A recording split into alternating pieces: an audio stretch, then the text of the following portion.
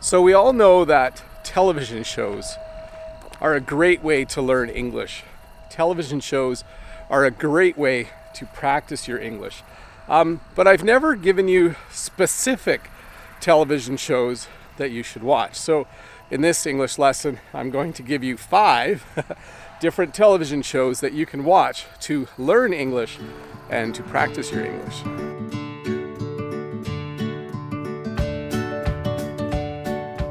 So the first show that I think you should watch is called The Amazing Race. It is a reality TV show. That means it takes place kind of in real life.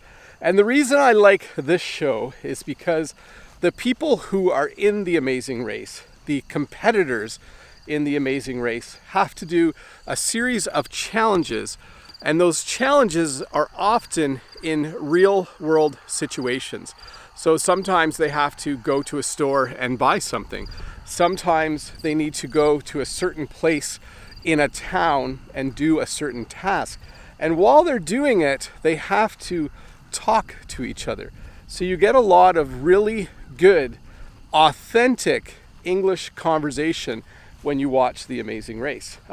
Because it's a competition, you also learn some words and phrases for cheering people on when they're doing certain things. So The Amazing Race is a great show. In fact, if you want, there's even The Amazing Race Canada, where they have an amazing race across our own country and other parts of the world.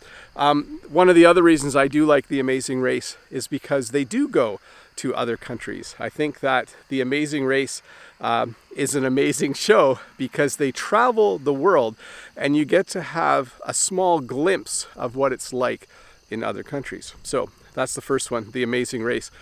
Great show. My kids love it, by the way. The second show that I think you should watch is Survivor.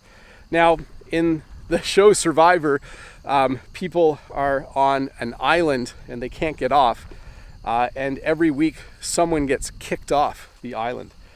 So it's also a reality TV show. And it's a very interesting show because oftentimes you'll hear people fighting. You'll hear a lot of arguments on Survivor. People do things in the show that annoy other people. And so you end up with these great, authentic English conversations or arguments where people are kind of verbally fighting with each other. So it's a great show for that reason. It's also a great show for the same reason The Amazing Race is, because you'll see a number of competitions and you'll hear people, cheering each other on, cheering on their team. It's also a great show to learn English because when people get kicked off the show, sorry, I don't mean to laugh, but when people get kicked off the show, they show a lot of their emotions. So it's a great show to see how people respond emotionally to things that are exciting and to things that are disappointing. So that's the second show, Survivor, great show. The third show that I think you should watch is an older show, and it's called Friends. It's a show about 3 ladies that live together and 3 men that live across the hall. Actually, 2 live across the hall. 1 lives somewhere else. And it's just a good look at what conversations between people look like in an American city. It is a bit of an older show, so it might not be exactly current. But what I like the best about that show is the characters are very relatable. You get to know the characters on the show really well, and you start to have, a character who's your favorite, a character who annoys you. But it's very, very entertaining. It's good to watch television shows as you're learning English that you want to watch. And I found a long time ago, when I watched Friends, it was just highly entertaining for me. It was a great show for me to watch as a native English speaker, and I think you would really, really enjoy watching it. I'm pretty sure it's on Netflix. I'm not sure if it will be on Netflix in your country, But Friends is a really, really good show. I'm not going to tell you who my favorite character is on the show, but what I will tell you is that he is a Canadian in real life. So that's a little clue for you.